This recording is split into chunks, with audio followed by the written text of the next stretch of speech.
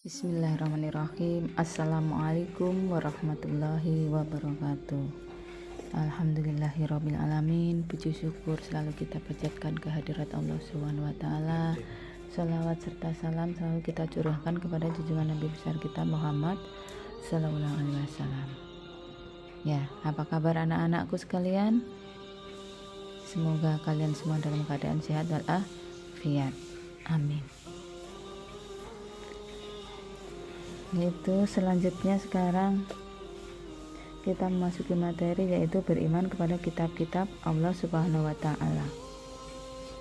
Beriman, iman kepada kitab Allah. Iman berarti yakin dan percaya akan kitab-kitab Allah Subhanahu wa taala.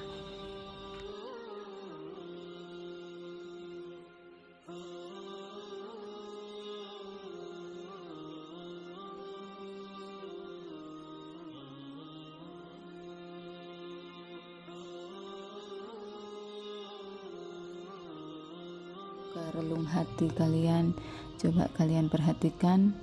Di sini ada hadis riwayat Hakim yang menegaskan bahwa manusia tidak tersesat dalam menjalani hidupnya selama berpegang teguh pada Al-Quran dan hadis, yang artinya, kutinggalkan untukmu dua perkara pusaka, kalian tidak akan tersesat selama berpegang teguh kepada keduanya, yaitu Al-Quran dan Sunnah Rasulnya. Selanjutnya yaitu Al-Quran dan kitab-kitab Allah Subhanahu wa taala lainnya. Ada dalam Quran surat Al-Maidah ayat 48 firman Allah tentang Al-Quran dan kitab-kitab lainnya, yaitu yang artinya, dan kami telah menurunkan kitab Al-Quran kepada Muhammad dengan membawa kebenaran. Di dalam Al-Quran disebutkan bahwa ada 4 kitab Allah Subhanahu wa taala yang diturunkan kepada para nabinya. 4 kitab tersebut yaitu Taurat diturunkan kepada Nabi Musa alaihissalam, Zabur kepada Nabi Daud alaihissalam, Injil kepada Nabi Isa alaihi salam, dan Al-Quran kepada Nabi Muhammad sallallahu alaihi wasallam. Ini sesuai firman Allah Subhanahu wa taala dalam Quran surat Al-Maidah ayat 48. Dan kami telah menurunkan kitab Al-Quran kepada Muhammad dengan membawa kebenaran, yang membenarkan kitab-kitab yang diturunkan sebelumnya dan menjaganya. Maka putuskanlah perkara mereka menurut apa yang diturunkan Allah Subhanahu wa taala, dan janganlah engkau mengikuti keinginan mereka dengan meninggalkan kebenaran yang telah datang kepadamu.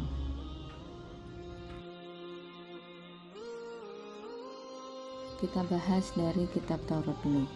Kitab Taurat berasal dari bahasa Ibrani, Toharoh, instrukti. Kitab Taurat adalah salah satu kitab suci yang diwahyukan Allah Subhanahu wa taala kepada Nabi Musa alaihi salam.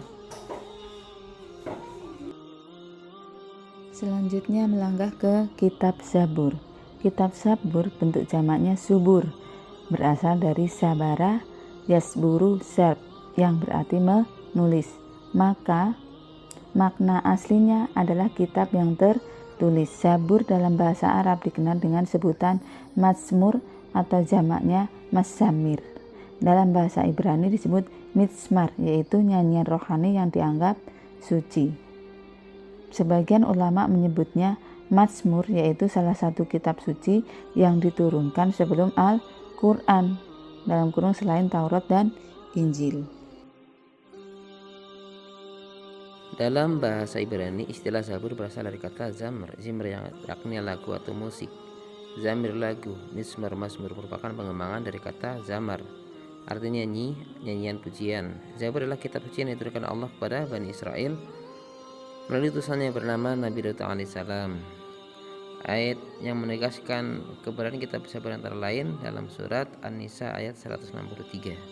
Sungguhnya kami telah mewahyukan kepadamu Muhammad sebagaimana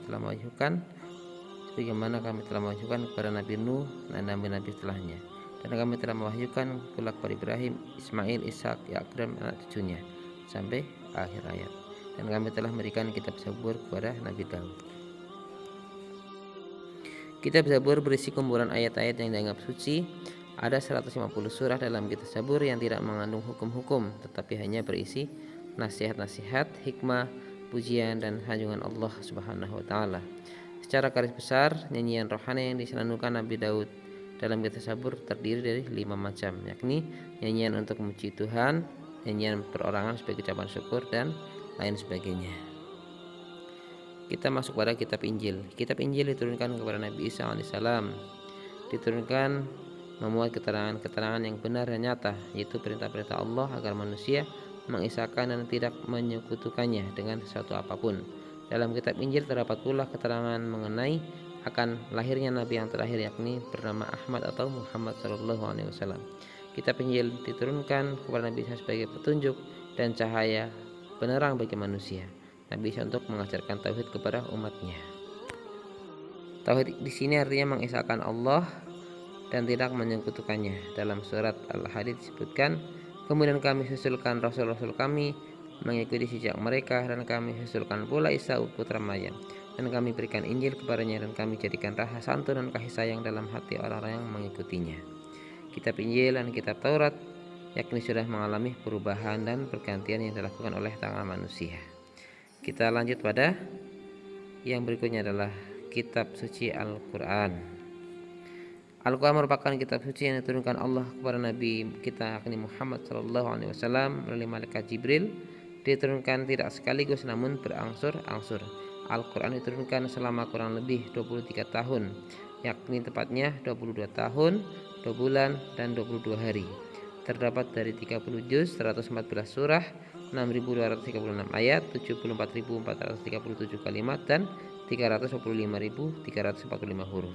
Wahyu yang terakhir diturunkan yakni surat Al-Maidah ayat 3 yang diturunkan pada saat haji, yakni 9 Zulhijjah tahun 10 Hijriah di padang Arafah. Adapun isi pokok-pokok Al-Quran seperti akidah atau keimanan, ibadah baik yang mahda ataupun khairu mahda, akhlak baik kepada Tuhannya, kepada samanya atau alam sekitarnya, muamalah hubungan sosial di antara sama manusia, kisah cerita-cerita para sejarah, dan semangat mengembangkan ilmu pengetahuan. Kemudian keistimewaan Al-Quran. Keistimewaan kitab suci Al-Quran adalah sebagai petunjuk dan rahmat bagi orang-orang yang beriman dan bertakwa. Sebagai informasi kepada setiap umat bahwa Nabi dan Rasul terdahulu mempunyai syariat, aturan, dan caranya masing-masing dalam menyembah Allah. Al-Quran sebagai kitab suci terakhir yang terjamin keasliannya. Al-Quran tidak dapat tertandingi oleh ide-ide manusia yang ingin menyimpangnya. Membaca dan mempelajari isi Al-Quran merupakan suatu ibadah.